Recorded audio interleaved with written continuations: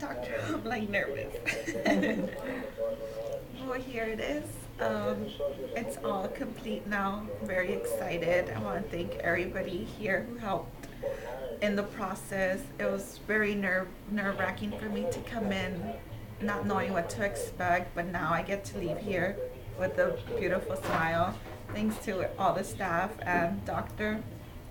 Before, I would be a little embarrassed or cover myself before approaching someone or even smiling. That was not the thing that I wanted to do. Now I'm excited. I'm ready to go out there, and I'm very excited because even came at the right time. Next week I have a job interview, and I'm ready.